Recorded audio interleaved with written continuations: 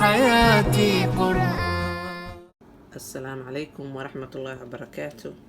لا ليال waa islaamay salaamka bacdi ma sha Allah. maanta waxaan sameysanaynaa alaabta whitening-ka. waxaa halkaan igu jira waa biyahaas oo aan ku daray bariiska.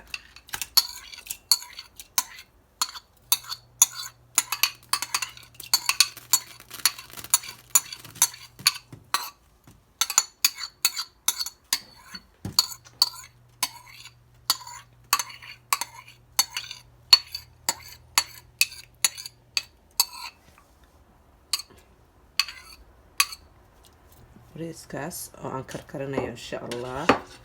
waxaan kale ku dhex darayaa baradho. xabad baradhaan soo jaray saana ka dhigay ma sha Allah. baradhada iyo bariiskaas la karinaya haddii alla idmo.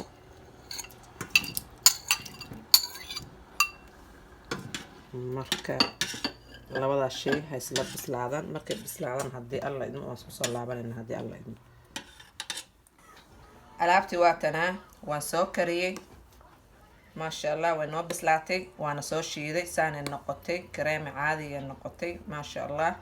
مركه waxaan ku darayaa hadii rabbi raxmaanka idmo vitamin E oil baan ku darayaa.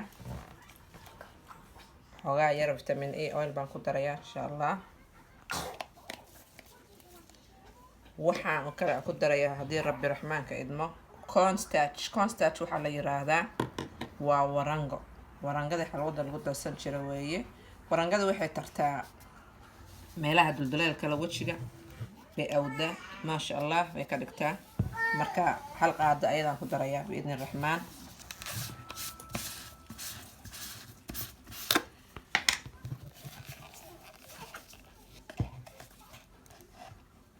hal qaado warangaan ku darayaa.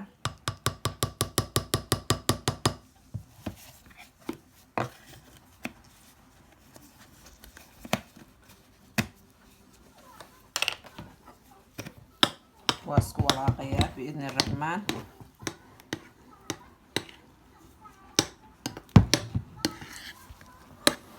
waxaa halkaan ku jira marka waa baradhadii iyo bariiskii aan isku soo shiiday hore aan u kariyay hadii ma sha Allah. marka waan soo shiiday saas ay noqotay. haddana ka bacdi waxaan ku daray vitamin E oil hogaa waranga hal qaadaan ku daray saan ay noqotay ma sha Allah. waan isku qasanaa biidni raxmaan. weel baad ku shubanaysaa every day marso in the morning galabtii ma sha Allah. mar walba marso. waa whitening alaabtan waa whitening is the best alaab ever.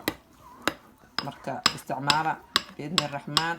qof walba alaabtan haddaa isticmaashid whitening inaba caadi ahayn way alaabtan. waa baradhadii iyo bariiska. baradhadii iyo bariiskana waa shayyaasha ma sha Allah way ilaahay raxmaanka nasiiyam hadda iskale. waa whitening way alaabtan marso. vitamin E oil baan ku daray. waxa kale ku daray hal qaado warangadu aad u fiicanta. warangada wajiga meelaha dulduleelka dhan bay ka awdaysaa. marka insha Allah ha moogaanina alaabtan isticmaala. خير بدن بإذن رجينا يا بإذن الرحمن. السلام عليكم ورحمة الله وبركاته.